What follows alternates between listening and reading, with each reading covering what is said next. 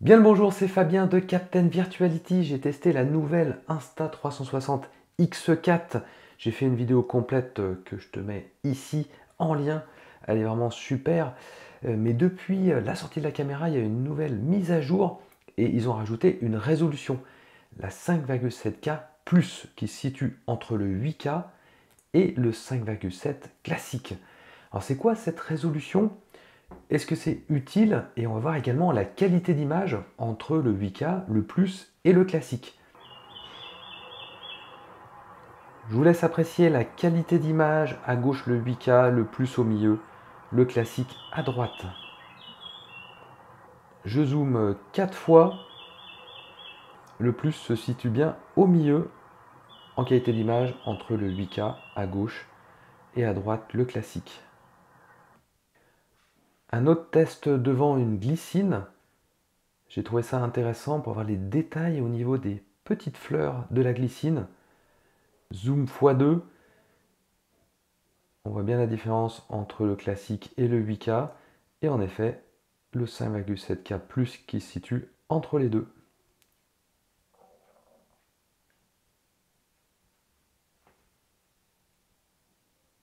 Important, le 8K et le plus vont utiliser le même traitement d'image. C'est quoi derrière? C'est ce qu'on appelle l'oversampling. C'est-à-dire que la caméra utilise le maximum de résolution, tous les pixels. La caméra monte en 11K, on peut le voir sur la résolution du timelapse. Donc sur ces 11K, il va réduire à l'aide du processeur pour avoir le 8K ou le 5,7 plus. Donc ça, c'est l'oversampling. Ça utilise beaucoup le processeur de la caméra. C'est pour ça que la caméra a tendance à chauffer et également à consommer plus de batterie. Quelle est la différence avec le traitement classique?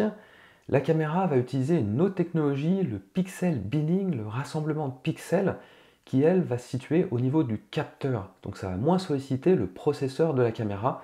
Donc la caméra va moins chauffer et va également être capable de monter en termes de nombre d'images par seconde. Et donc on monte à 50 et 60 images par seconde. Donc ça, c'est utile également en basse lumière, puisque en fait quand on va utiliser pour le 8K le 11K, on utilise tous les pixels, et donc la quantité de lumière sur chacun des pixels doit être suffisante, sinon en fait la caméra va monter en ISO et va créer du bruit.